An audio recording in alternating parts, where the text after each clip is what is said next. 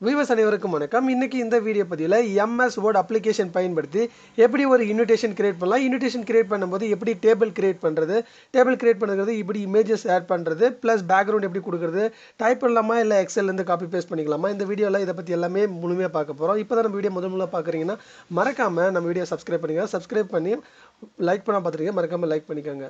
Video skip பண்ண பாருங்கள். First உங்களுக்கு இருக்கக்கூடியது MS Word ஓப்பன் பண்ணிக்கோங்க. உங்களுடைய அவுட்லுக்லேருந்து MS Word ஓப்பன் பண்ண உடனே உங்களுடைய பேஜ் செட்டப் பயன்படுத்திக்கோங்க. பேஜ் செட்டப் பண்ண உடனே அதுக்கு அடுத்தது வந்து நீங்கள் மேனுவலாக டைப் பண்ணலாம், இல்லை எக்ஸல்லேருந்து காப்பி பேஸ்ட் பண்ணிக்கலாம். உங்களுக்கு டேட்டா எப்படி இருக்குது அதுக்கு தகுந்த மாதிரி. அதுக்கு அடுத்தது வந்து பார்த்தீங்கன்னா கொஞ்சம் அப்படியே பேக் ஸ்பேஸ் பயன்படுத்தி சென்டர் கொண்டு வந்துடுங்க. அப்படின்னா என்னுடைய டேட்டா எல்லாமே எக்ஸல் இருக்கிறதுனால ஸ்டெப் பை ஸ்டெப்பாக நான் வந்து காப்பி பேஸ்ட் பண்ணிக்கிறேன். இது மேனுவலாக நீங்கள் டைப் பண்ணிங்க பார்த்தீங்கன்னா ரொம்பவே யூஸ்ஃபுல்லாக இருக்கும்.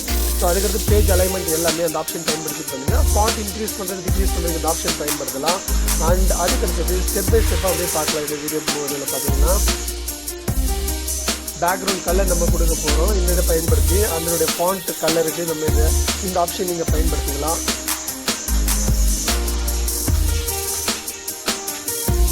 இப்போ நம்ம டேபிள் கிரியேட் பண்ண போகிறோம். டேபிள் கிரியேட் பண்ணுறதுக்கு எத்தனை ரோ வேணும், எத்தனை காலம் வேணும் நம்ம செலக்ட் பண்ணணும். அப்படியே செலக்ட் பண்ணிவிட்டு நம்ம கிளிக் பண்ண போகிறோம். நம்மளுக்கு இந்த ஆப்ஷன் வரும். இப்போ எனக்கு தேவையான ரோ காலம் நான் ஆட் பண்ணியாச்சு. இந்த ஃபாண்ட் கொஞ்சம் அலைன் பண்ணிக்கிறேன். அப்படியே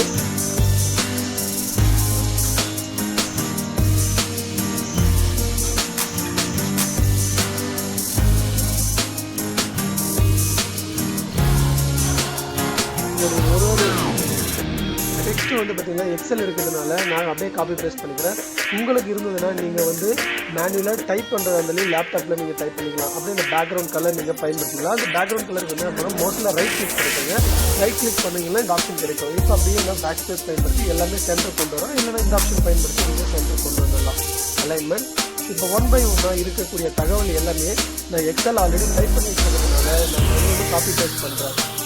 உங்களுடைய டேட்டா வந்து இருந்ததுன்னா என்னென்ன தகவல் நீங்கள் டைப் பண்ண நினைக்கிறீங்களா, நீங்கள் உங்களுடைய லேப்டாப்பில் நீங்களே மேனுவலாக டைப் பண்ணிக்கலாம்.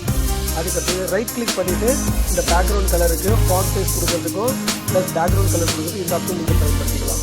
மவுஸில் ரைட் கிளிக் பண்ணி இந்த ஆப்ஷன் எடுத்துக்கலாம் வரும். அடுத்து என்னுடைய நிகழ்ச்சி நிரல் அது என்னென்ன இருக்குன்னு அப்படியே நான் காப்பி பேஸ்ட் பண்ணிக்கிறேன். ஒரு டேட்டாவும் அதுக்கடுத்து இந்த ஃபாண்ட் சைஸ் எல்லாமே டிக்ரீஸ் பண்ணிக்கிறேன். அடுத்த லைனுக்கு போகணுன்னா நீங்கள் என்டர் பண்ணிக்கலாம், இல்லைன்னா ஷிஃப்ட் ஸ்பேஸ் பார் கொடுக்கலாம்.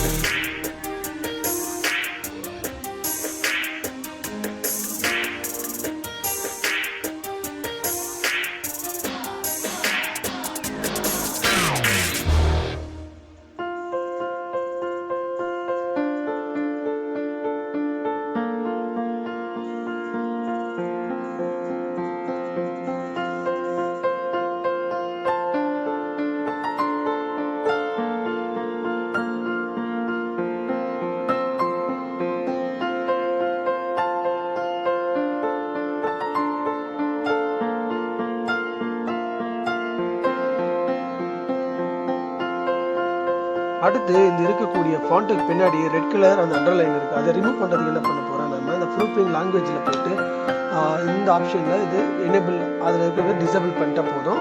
அது பேக்ரவுண்டில் இருக்கிறது எல்லாமே போய்டும். இதை பற்றி நம்ம டீட்டெயிலாக ஆல்ரெடி ஒரு வீடியோ போட்டிருக்கோம். எப்படி அதை நம்ம ரிமூவ் பண்ணுறது அந்த வீடியோவை நீங்கள் பார்க்க இருந்தால் பாருங்கள், ரொம்ப ஹெல்ப்ஃபுல்லாக இருக்கும்.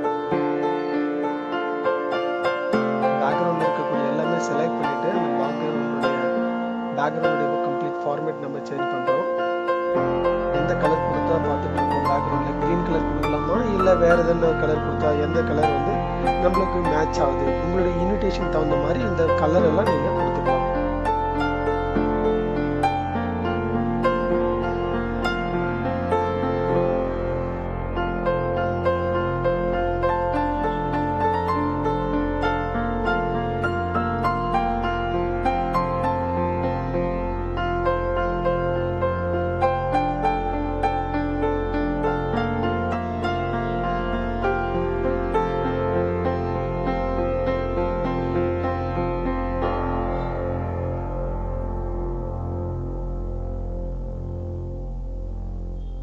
இது அடுத்து நம்ம முடித்த உடனே நம்ம என்ன பண்ண போகிறோம், ஒரு ஃபோட்டோ எப்படி நம்ம கொண்டு வரதுன்னு நம்ம கண்டிப்பாக பார்க்கணும். அதை பற்றி நம்ம கூடிய வரையில் நம்ம பார்க்க போகிறோம். இப்போ 1 by 1 இருக்கக்கூடிய எல்லாமே செலக்ட் பண்ணிவிட்டு இந்த ஃபாண்ட் சைஸ் எல்லாமே டிக்ரீஸ் பண்ணிக்கிறேன். அதுக்கடுத்து இந்த ஃபாண்ட் சைஸ் எல்லாமே கொஞ்சம் அலைன் பண்ணிக்கிறேன். அப்படியே இந்த ஃபாண்ட் சைஸ் கொஞ்சம் அலைன் பண்ணிக்கிறேன். அதுக்கடுத்து இந்த ஃபாண்ட் சைஸ் எல்லாமே டிக்ரீஸ் பண்ணிக்கிறேன். அதுக்கடுத்து இந்த ஃபாண்ட் சைஸ் எல்லாமே கொஞ்சம் அலைன் பண்ணிக்கிறேன். ஃபர்ஸ்ட் இந்த லைன் எல்லாம் ஆட் பண்ணிக்கலாம். இந்த ஒரு லைன் ஆட் பண்ணதுக்கப்புறம் அந்த ஃபோட்டோஸ் கொண்டு வரத பார்க்கலாம். இப்போ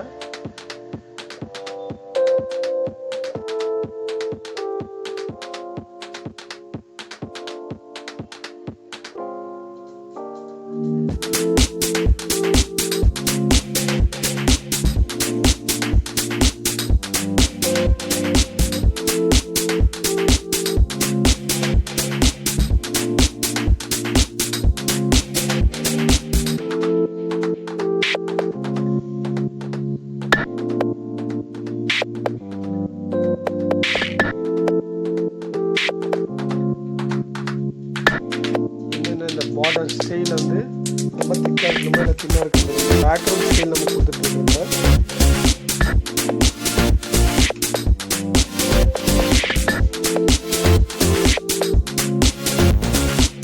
அலைன்மெண்ட் எல்லாமே வந்து நம்ம சென்டர் கொண்டு வந்துடலாம். பேக் ஸ்பேஸ் இல்லைன்னா ஓமில் இருக்கக்கூடிய அந்த நம்ம பார்த்து அந்த ஆப்ஷன்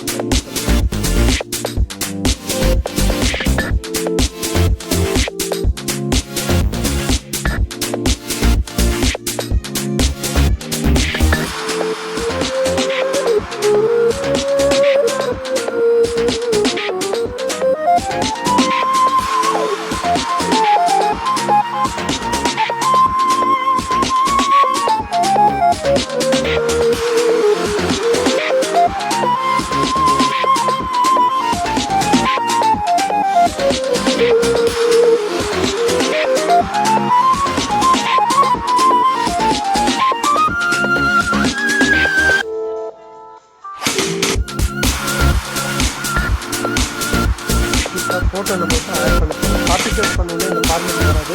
ரைட் கிளிக் பண்ணுறது இந்த லாஸ்ட் ஆப்ஷன் வந்து செலக்ட் பண்ண மட்டும் ஒரு ஆப்ஷன் கிடைக்கும்.